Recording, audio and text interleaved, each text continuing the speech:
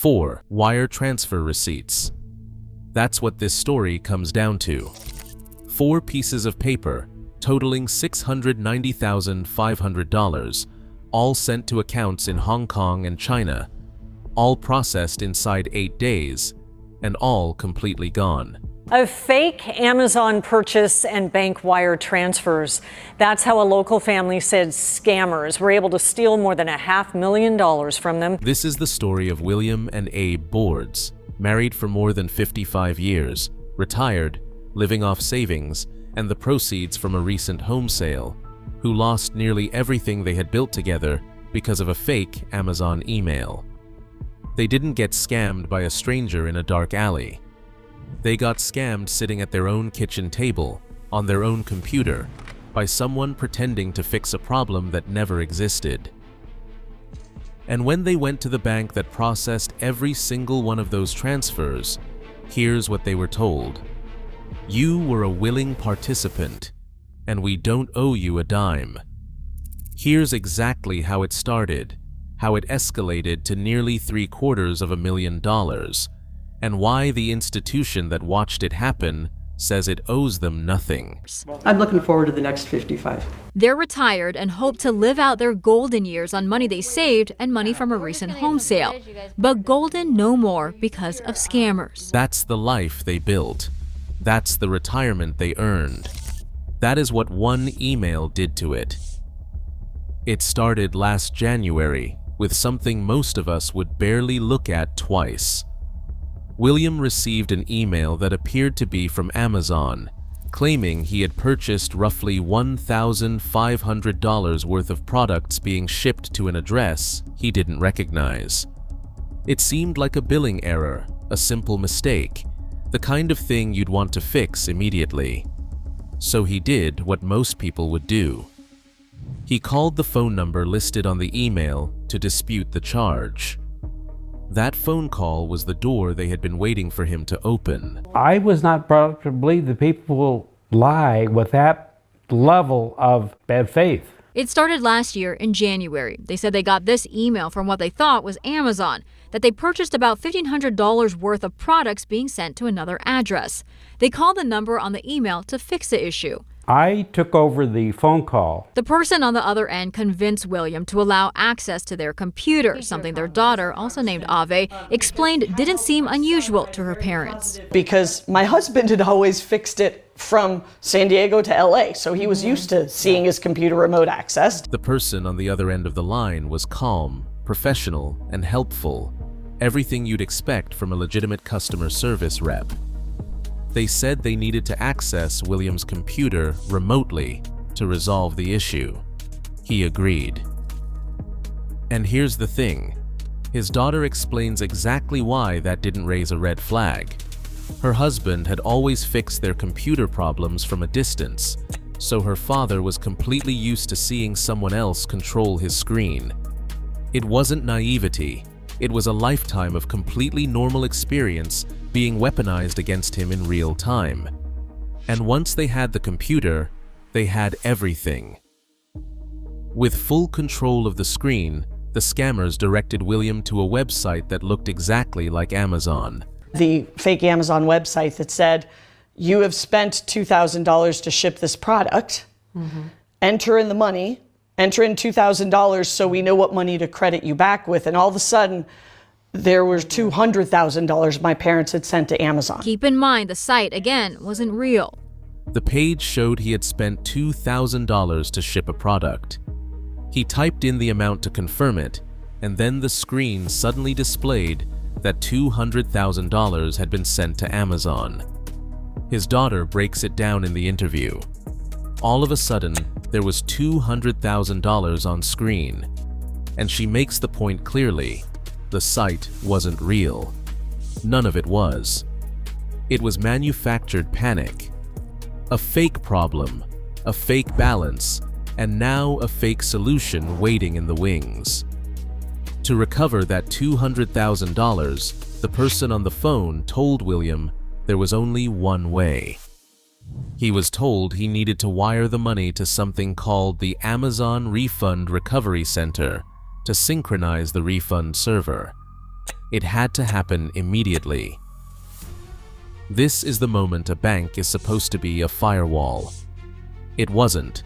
William walked into Chase, and they let him wire the money. The hacker said was, in order for you to get this money back, we need to synchronize the refund server with Amazon. To do that, you need to wire transfer that amount to the Amazon Refund Recovery Center. The fake Amazon worker was persistent. Calling my parents multiple times a day, starting from 6 in the morning till late in the evening. William, still not realizing the whole thing was a scam, went to this Chase Bank for the first wire transfer. He said the scammers coached him on what to say. He went to 2 different branches in the North County 4 times in 8 days to wire money to Hong Kong and China. 2 different Chase branches, 4 visits, 8 days. Every transfer went to accounts in Hong Kong and China. William had never wired money to a foreign country in his life before this, not once. The fake Amazon worker never let up. Calls starting at 6 in the morning. Calls running until late at night. William was kept engaged, kept moving, kept away from anyone who might have told him to stop. The bank never flagged the transfers. The calls never stopped.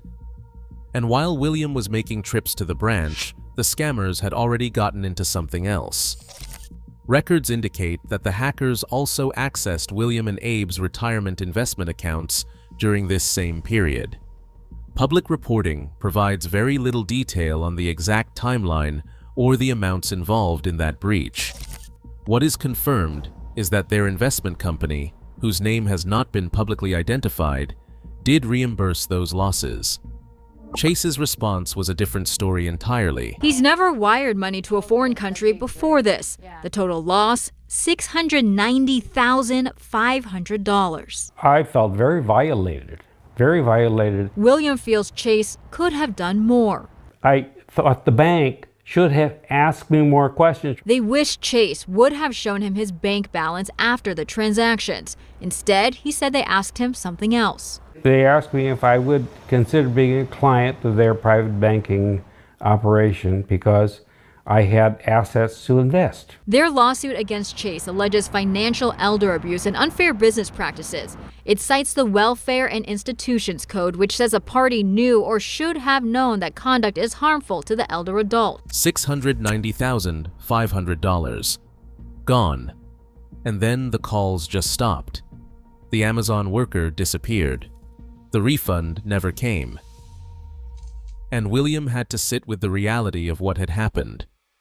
That line right there is the cruelest part of what this kind of scam does. It doesn't just drain accounts, it manufactures shame in the people it destroys. It makes the victim feel like the architect of their own loss. But William wasn't done.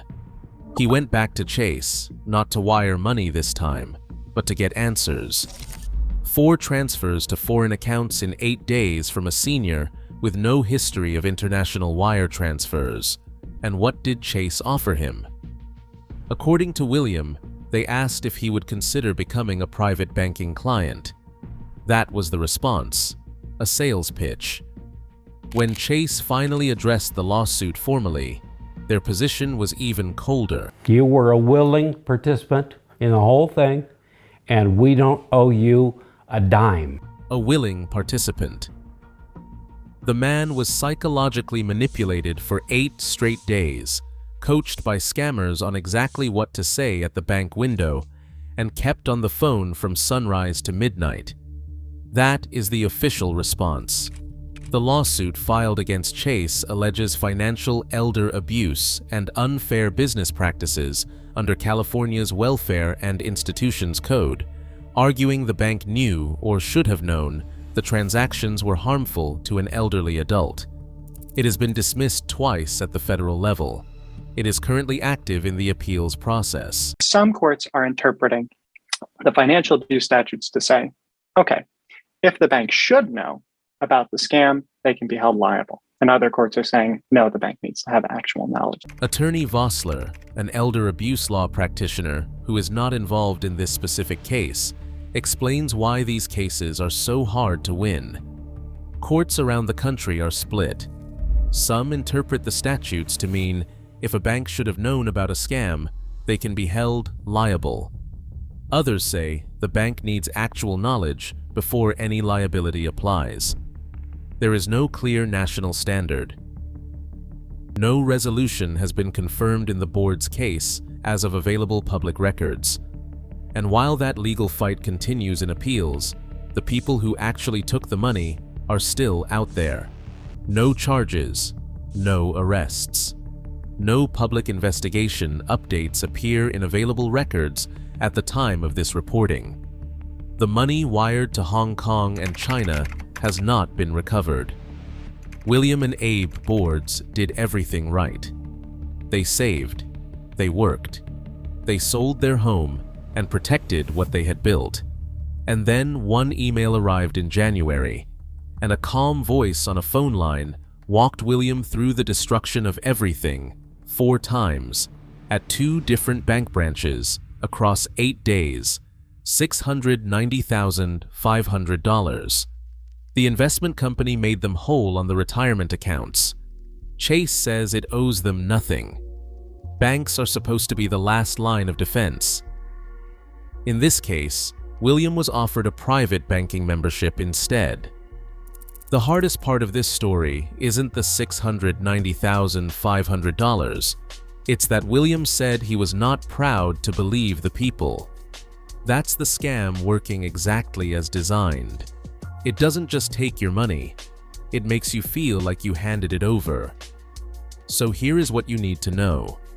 If you or someone you love gets an email about a purchase you didn't make, do not call the number on that email. Hang up. Go directly to Amazon's official website and contact them from there. And if anyone ever tells you that the way to recover money or fix a tech problem is to wire funds to a recovery center, that is the scam. No legitimate company operates that way. Not one. Share this story. It might be the difference.